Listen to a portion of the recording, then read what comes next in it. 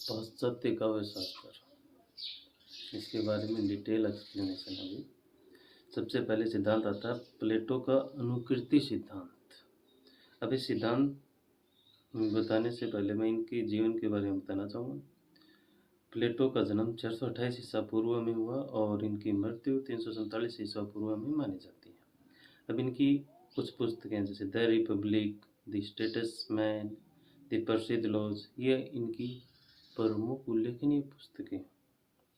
अब प्लेटो के अनुसार अनुकरण का अर्थ, प्लेटो ने अनुकरण का अर्थ माना कि उसके सत्य की अनुकृति यह संसार है और इस संसार का अनुकरण ही काव्य है। प्लेटो की मान्यता है कि कवि अनुकृति की अनुकृति करता है। प्लेटो के अनुकरण सिद्धांत की कुछ मूल मान्यताएं भी हैं। तो इस प्रकार ईश्वर द्वारा रचित प्रत्येक जगत ही सत्य है और ईश्वर सृष्टा है। ईश्वर को प्लेटो ने सृष्टा माना, यानी क्रिएटर माना। वस्तु जगत प्रत्येक जगत की अनुकृति या छाया होने के कारण मिथ्या या असत्य है। तो वस्तु जगत प्रत्येक जगत की अनुकृति होने के कारण या छाया होने के कारण प्लेटो ने इसको मिथ्या या असत्य माना। कला जगत वस्तु जगत का अर्थात अनुकरण का अनुकरण होने के कारण और भी मिथ्या है, क्योंकि वह अनुकृति की अनुकृति करता है और कलाकार अनुकर्ता है। प्लेटो के काव्य पर क्या क्या आक्षेप है वो भी देखें। काव्य अनुकृति की अनुकृति है और कवि न केवल स्वयं अज्ञानी है बल्कि वह अज्ञान का प्रसारक भी है। काव्य शुद्ध मानवीय भावों और कल्पना पर आधारित होता है और कलात्मक रचनाएं समाज के लिए उपयोगी होती हैं। काव्य लोगों में वासनाजन्य क्षुद्र भावों को जगाता है और कवि समाज में अनाचार एवं दुर्बलता का पोषण करने का भी अपराधी है। अब प्लेटो के अनुकृति सिद्धांत का मूल्यांकन किया गया तो इसमें एक तथ्य सामने आया। वो तथ्य है ऐसी कविताओं को महत्वपूर्ण, उचित एवं प्रभाव उत्पादक माना है जिनमें वीर पुरुषों की गाथा हो या देवताओं के स्रोत। अब यहाँ पर कुछ हिंदी के विद्वानों ने भी कुछ मत दिए हैं, जैसे डॉक्टर गणपति चंद्र गुप्त के अनुसार उन्होंने प्लेटो की देन को इस प्रकार बताया है कि प्लेटो ने कविता को अनुकृति बताकर काव्य मीमांसा के क्षेत्र में एक ऐसे सिद्धांत की प्रतिष्ठा की जो परवर्ती युग में विकसित होकर काव्य समीक्षा का आधार बना।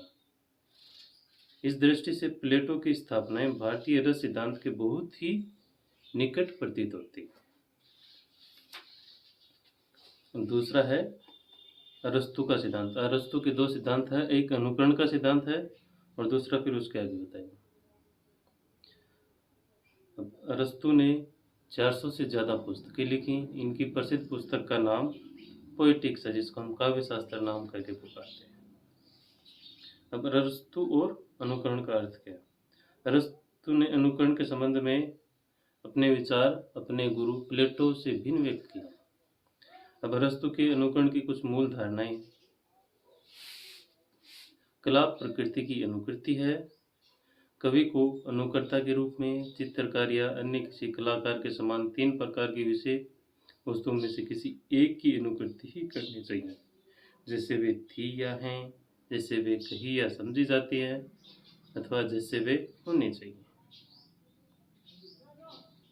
अरस्तु ने अनुकृति को एक कलाकृति के रूप में अपने को विश्वात्मक संभाव्य सत्य को स्थान देने में सफल बताया है। अनुकृत वस्तु से प्राप्त आनंद भी सार्वभौम नहीं होता। अनुकरण में आत्म तत्व का प्रकाशन निहित होता है और आनंद की उपलब्धि आत्म प्रकाशन के बिना संभव नहीं है। अब अरस्तु ने काव्य का अनुकरण 3 रूपों में माना है। पहला प्रतिमान रूप, दूसरा संभाव्य रूप और तीसरा आदर्श। और इनके अनुसार आदर्श रूप अनुकर्ता की इच्छा और विचार से पोषित कल्पना की सृष्टि होती है, अतः अनुकरण भावात्मक एवं कल्पनात्मक पुनर्सर्जन का पर्याय है, यथार्थ प्रत्यांकन नहीं है। अरस्तु की दृष्टि में काव्य भाषा के माध्यम से अनुभूति और कल्पना द्वारा पुनर्सर्जन है। अरस्तु के व्याख्याकार अनुकरण का अर्थ विभिन्न विद्वानों ने अलग अलग बताया, पर यहाँ पर प्रोफेसर बुचर के अनुसार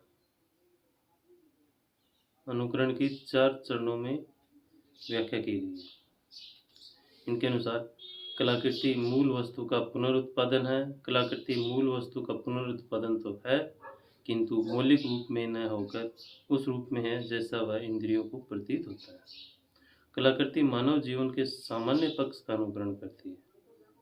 और चौथा है, कलाकृति मानव जीवन का आदर्शीकृत प्रतिरूपण है। अनुकरण किसी एक अर्थ का वाचक नहीं, बल्कि पुनरुत्पादन, मानस बिंब, जीवन सामान्य तथा आदर्श पक्ष इत्यादि कई तत्वों का यौगिक पूर्ण अर्थ है। अरस्तु के अनुसार कवि के काव्य का माध्यम भाषा होती है। कवि का काव्य का माध्यम क्या होती है? भाषा। अरस्तु ने अनुकृति के विषय में बताया कि काव्य में मानवीय क्रियाकलापों का अनुकरण होता है तथा अनुकरण के विषय व्यक्ति होते हैं। ये व्यक्ति या तो उच्चतर कोटि के होंगे या निम्नतर कोटि के। अब काव्य में अनुकृति की विधि के बारे में क्या विचार प्रकट किया अरस्तु ने? अरस्तु ने अनुकृति के विषय की प्रस्तुतिकरण हेतु अनुकृति की विधि के अंतर्गत 3 शैलियों का उल्लेख किया, जहाँ कवि निज रूप में बोल सकता है अथवा अपने सभी पात्रों को जीवित जागृत चलते फिरते बोलते प्रस्तुत कर सकता है। दूसरा, प्रारंभ से अंत तक सर्वत्र एक जैसा रूप रख सकता है। और तीसरा, कवि स्वयं दूर रहकर समस्त पात्रों को नाट्य की शैली में प्रस्तुत कर सकता है। वस्तुतः अरस्तु की शैली प्रबंधात्मक, आत्माभिव्यंजक और नाट्य शैली है। अनुकरण और कलाओं का वर्गीकरण अरस्तु के गुरु ने इनको 2 वर्गों में बांटा था, ललित कला और उपयोगी कला। अनुकरण सिद्धांत पर क्या क्या आक्षेप है? पहला आक्षेप यह है कि अनुकरण सिद्धांत बड़ा सीमित और संकुचित सिद्धांत है। यह वस्तुपरक भाव तत्व पर अधिक बल देता है और आंतरिकता पर नहीं देता। गीति काव्य की आत्मा वैयक्तिकता, भावात्मकता और हार्दिकता में निहित होती है, जिसके संबंध में यह सिद्धांत असफल है।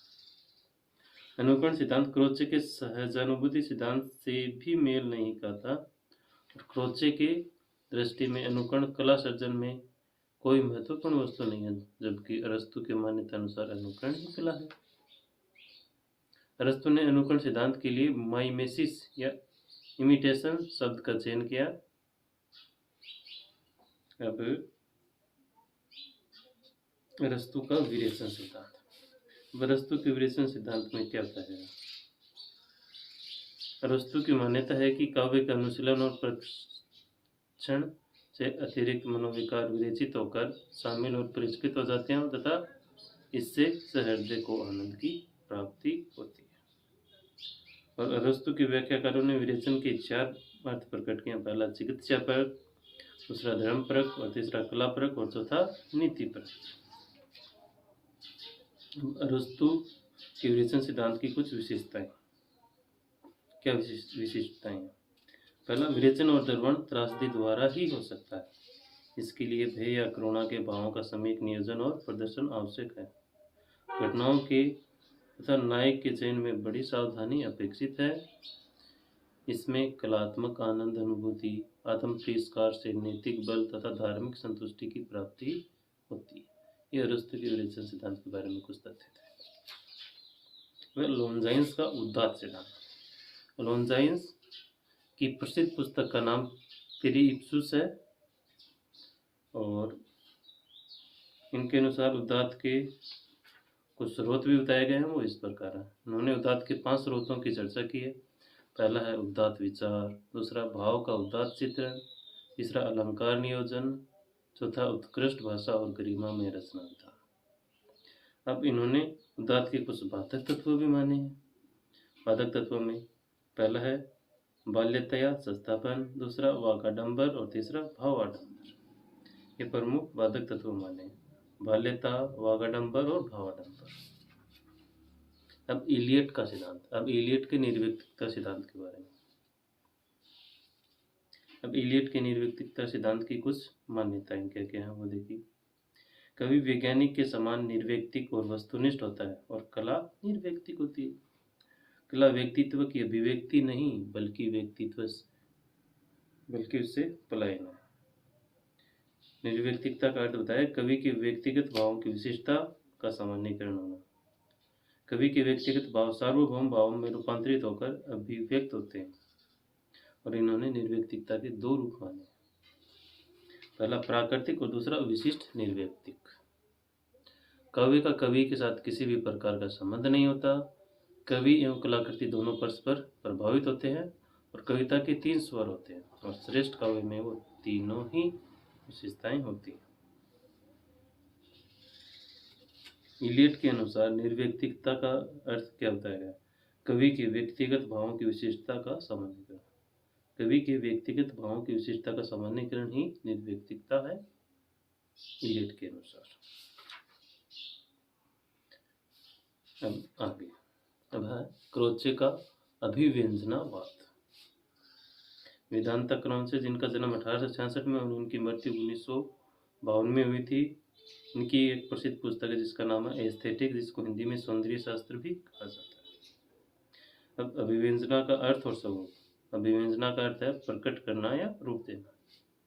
अब शुक्ल जी के अनुसार संपूर्ण दृष्टि से जगत को ब्रह्म की अभिव्यक्ति मानते हैं। शुक्ल जी संपूर्ण दृश्य जगत को ब्रह्म की अभिव्यक्ति मानते हैं और काव्य इसी अभिव्यक्ति की अभिव्यक्ति है। इस प्रकार वे काव्य को जीवन और जगत दोनों से ही जोड़ देते हैं। क्रोचे की दृष्टि में अभिव्यंजना ही कला है। सहजनाभूति अभिव्यंजना का रूप होती है और सहजनाभूति का अर्थ है अभिव्यक्ति न कम न अधिक, मतलब ना तोलकर बराबर। और अभिव्यंजनावाद की प्रमुख मान्यताएं, पहली है कला सहजानुभूति है तथा सहजानुभूति ही अभिव्यंजना है। अभिव्यंजना सिद्धांत कलावाद, बिंबवाद, प्रभाववाद आदि का प्रेरक है। अभिव्यंजना स्वयं प्रकाश ज्ञान है। यह एक मानसिक क्रिया और एक आध्यात्मिक आवश्यकता है। अभिव्यंजना अखंड है और उसे विभिन्न वर्गों में वर्गीकृत नहीं किया जा सकता। अभिव्यंजना से आनंद की अनुभूति होती है। सौंदर्य सफल अभिव्यंजना है।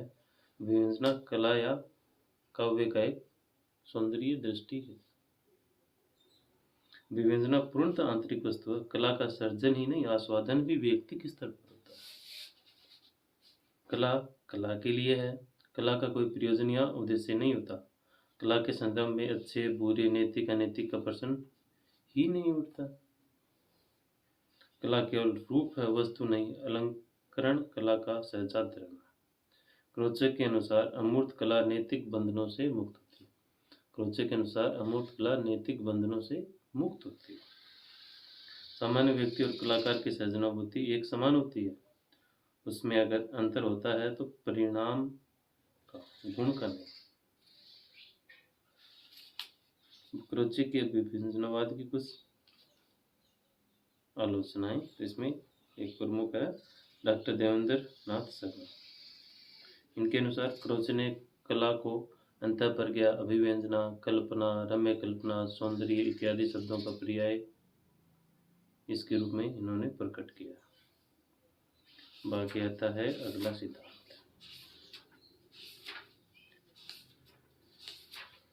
अगला है कोलरिज का कल्पना और फैंटेसी सिद्धांत।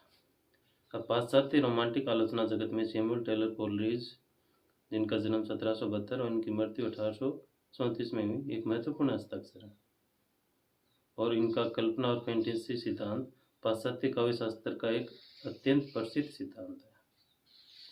अब इनकी कुछ पुस्तकें, पहले पोएम्स जो 1796 में आई, दूसरी Biographia Literaria 1817, the friend 1817, aids to reflection 1825, church and state 1830। ये इनकी प्रमुख प्रसिद्ध कृतियाँ हैं और कोलरिज की असाधारण प्रसिद्धि का आधार उनकी एकमात्र प्रमुख रचना है बायोग्राफिया लिटरेरिया, जो अनेक बार एग्जाम में भी पूछी जा रही है। कोलरिज के अनुसार कल्पना की अवधारणा। कोलरिज की दृष्टि में कल्पना ईश्वरीय शक्ति है जिसका प्रधान गुण सृजन है। कल्पना सर्जन के साथ साथ समन्वय का भी कार्य करती है। कोलरिज की मान्यता है कि कल्पना हृदय और बुद्धि, अंतर्जगत और बहिर्जगत का समन्वय करती है तथा इसके द्वारा विचार भी सरल हो जाते हैं। विचार तथा भाव का समन्वय श्रेष्ठ कविता के लिए अनिवार्य है। कोलरिज के अनुसार कल्पना के द्वारा ही काव्य हृदयग्राही, मर्मस्पर्शी और सजीव बनता है। अब इनके अनुसार कल्पना की कोटियाँ, कल्पना को इन्होंने दो रूपों में माना, मुख्य कल्पना और गौण कल्पना। अब मुख्य कल्पना और गौण कल्पना में क्या क्या अंतर होता है वो देखिए। पहला, मुख्य कल्पना के अस्तित्व पर ही गौण कल्पना आश्रित है। मुख्य कल्पना अचेतन और अनैच्छिक है, जबकि गौण कल्पना चेतन और ऐच्छिक। मुख्य कल्पना केवल निर्माण या संगठन करती है, जबकि गौण कल्पना विघटन और संगठन, विनाश और निर्माण दोनों कार्य करती है। मुख्य कल्पना सृजन है, जबकि गौण कल्पना पुनः सृजन है।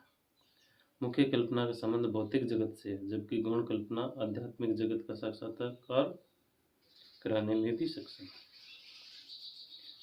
अब एक अंतर होगा, मुख्य कल्पना जन सामान्य के मस्तिष्क में होती है, जबकि गौण कल्पना मुख्यतः दार्शनिक एवं कलाकार की ही विशेषता है। अब फैंटेसी, फैंटेसी शब्द का अर्थ कोलरिज के अनुसार फंतासिया शब्द से उत्पन्न हुआ है। बचन सिंह के अनुसार फैंटेसी क्या है?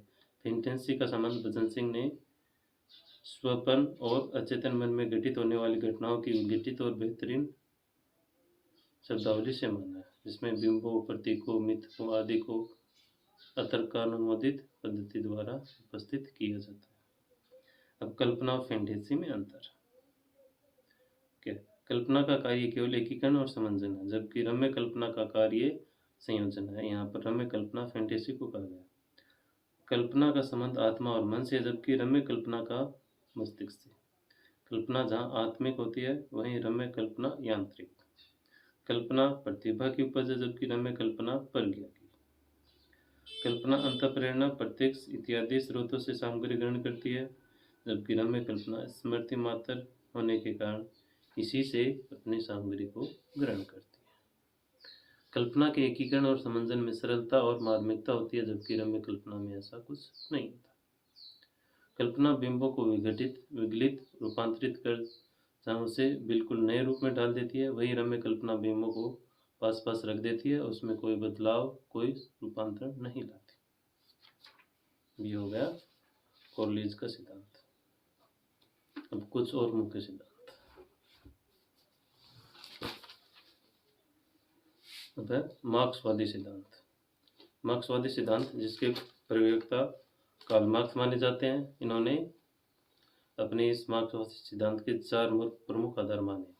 पहला वर्ग संघर्ष, दूसरा द्वंद्वात्मक भौतिकवाद, तीसरा ऐतिहासिक भौतिकवाद और चौथा अतिरिक्त मूल्य का सिद्धांत। अब कार्ल मार्क्स की कुछ पुस्तकें हैं, जैसे literature and art, Das Kapital, एक contribution to the critique of political economy.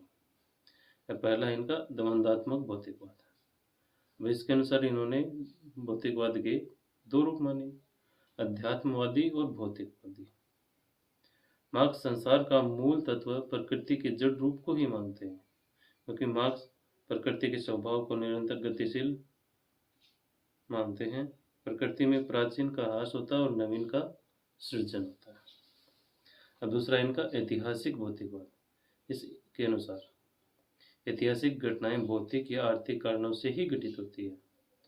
अब यहाँ पर वर्ग संघर्ष को इन्होंने अंतिम रूप से मुख्य तत्व माना है मार्क्सवाद का। उन्होंने अंतिम रूप से प्रभाव रखने वाला तत्व उत्पादन को माना है। अब है वर्ग संघर्ष का सिद्धांत। वर्ग संघर्ष में नैसर्गिक आवश्यकता होती है और उसी से ये शुरुआत होती है इसकी। कला व साहित्य वर्ग संघर्ष को बढ़ाते हैं और समाज में यह भेदभाव खत्म करने का प्रयास करता है। मार्क्सवाद और साहित्य और मानवतावादी दृष्टिकोण इसका क्या है? पहला, साहित्य लोक मंगलवादी होना चाहिए। दूसरा, उपयोगितावादी सिद्धांत दिया गया है। उपयोगितावादी सिद्धांत के अनुसार मनुष्य ने सौंदर्य प्रेम की दृष्टि को व्यक्त किया है और मनुष्य पशु पक्षियों से भिन्न होता है। और साहित्यिक सामाजिक चेतना का भी प्रतिफल माना है। और मार्क्सवाद के अनुसार साहित्यकार की जागरूकता सामाजिक चेतना पर आधारित होती है। और मार्क्सवाद के अनुसार एक परिभाषा इनकी, धर्म चिंतन और व्यक्तिक संवेदनाओं पर आधारित साहित्य अल्पकालिक होता है। धर्म चिंतन और व्यक्तिक संवेदनाओं पर आधारित साहित्य अल्पकालिक होता है। और मार्क्सवाद सर्वहारा व हितैषी वर्ग इनको प्रमुख रूप से मानता है। तो इनका एक और भाग में सवाल, समाजवादी यथार्थ। मार्क्सवादी न तो अति यथार्थवाद को समर्थन देते हैं और न ही कोरी यथार्थवाद को। मार्क्सवाद की कुछ मान्यताएं हैं, जैसे धर्म, ईश्वर और परलोक का विरोध करना, पूंजीपति वर्ग के प्रति घृणा का प्रचार, शोषित वर्ग के प्रति सहानुभूति, नारी का यथार्थ चित्रण। हिंदी साहित्य में मार्क्सवाद का प्रभाव क्या क्या है। प्रगतिशील लेखक संघ की स्थापना 1936 में हो और इनकी अध्यक्षता यहाँ पर प्रेमचंद ने की।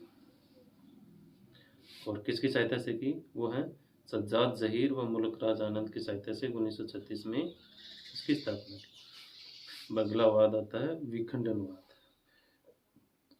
जिसके प्रवर्तक जो देरिदा को माना जाता है। अब इनकी कुछ पुस्तकें हैं, जैसे ऑफ ग्रामेटोलॉजी जो 1967 में आई थी, writing and difference, speech of phenomena. अब इसके कुछ आलोचक माने जाते हैं, जो है J Hillis Miller, Harold Bloom, Paul de Man और बारबरा जॉनसन। अब इस सिद्धांत के अनुसार प्रमुख तत्व, पहले से निर्धारित अर्थ को नए रूप में सामने लाना, ये ही विखंडनवाद का प्रमुख आधार है।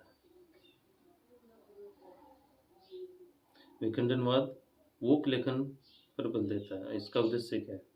संरचनाओं के भीतर दबे हुए शब्दों को विमर्श के केंद्र में लाना और उन्हें उनकी भूमिका प्रदान करना, लेखन के महत्व को स्थापित करना देरिदा का मुख्य उद्देश्य है।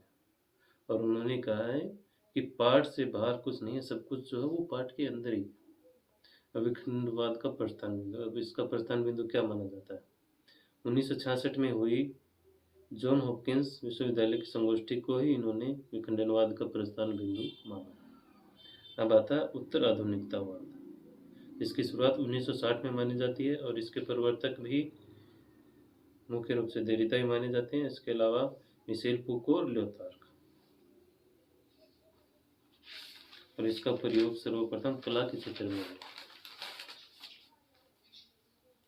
अब उत्तर आधुनिकतावाद की प्रमुख बात है, देरिदा ने उत्तर आधुनिकतावाद को नया ज्ञानोदय कहा है।